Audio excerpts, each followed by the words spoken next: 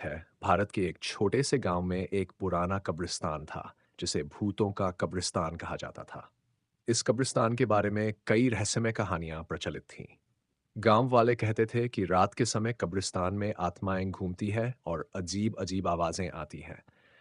इसलिए कोई भी गांव का निवासी रात में उस कब्रिस्तान के पास जाने की हिम्मत नहीं करता था।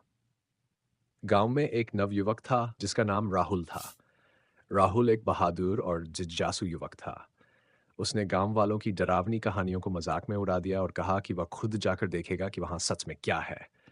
गांव वालों ने उसे बहुत समझाया और चेतावनी दी, लेकिन राहुल ने किसी की बात नहीं मानी। एक रात राहुल ने तय किया कि वह कब्रिस्तान में जाकर पूरी रात गुजारेगा और देखेगा कि वहां क्या होता है। उसने अपने साथ एक टॉर्च, एक कंबल और कुछ खाने का सामान लिया और कब्रिस्तान की ओर चल पड़ा। रास्ते में गांव वालों ने उसे रोकने की कोशिश की, लेकिन राहुल ने सबको हंसते हुए कहा कि डरने की कोई बात नहीं है। राहुल जब कब्रिस्तान पहुंचा तो वहां की हवा ठंडी और भयावह थी। वहां कब्रिस्तान के बीचों बीच एक पुराने पेड़ के नीचे बैठ गया और अपने कंबल में लिपट गया। उसने टॉर्च जलाकर चारों ओर देखा, लेकिन कुछ खास नहीं दिखा। धीरे धीरे रात गहरी होने लगी और राहुल को नींद आने लगी। अचानक आधी रात के बाद राहुल की नींद खुल गई। उसे लगा कि किसी ने उसका नाम पुकारा। उसने चारों ओर देखा, लेकिन वहां कोई नहीं था। उसने सोचा कि शायद ये उसका भ्रम था और वह फिर से सोने की कोशिश करने लगा। तभी उसे फिर से वही आवाज सुनाई दी, राहुल, राहुल। राहुल डर गया और उसने टॉर्च जलाकर चारों ओर देखा। तभी उसकी नज़र एक पुरानी कब्र पर पड़ी।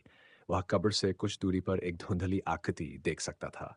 वह आकृति धीरे धीरे उसकी ओर बढ़ रही थी। राहुल का दिल तेजी से धड़कने लगा। वह समझ नहीं पा रहा था कि क्या करे। तभी उस आकृति ने एक जोरदार चीख मारी और राहुल बेहोश हो गया। सुबह होने पर गांव वाले जब कब्रिस्तान पहुंचे तो उन्होंने राहुल को बेहोश पाया। उसका चेहरा सफेद पड़ गया था और उसकी आंखों में भय का आभास था। गांव वालों ने उसे होश में लाने की कोशिश की और घर ले गए।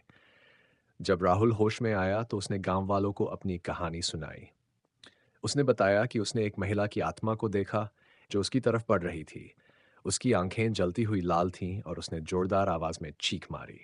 गांव वाले इस कहानी को सुनकर और भी डर गए।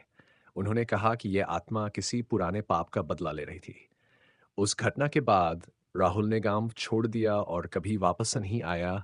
गांव वालों ने कब्रिस्तान के पास जाने की हिम्मत नहीं की और वह जगह और भी रहस्यमय और डरावनी बन गई।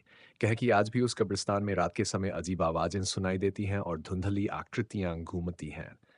यह कहानी गांव में पीढ़ियों से सुनाई जा रही है और आज भी गांव वाले उस कब्रिस्तान के पास जाने से डरते हैं। यह रहस्यमय और डरावनी कहानी लोगों के दिलों में हमेशा के लिए बस गई।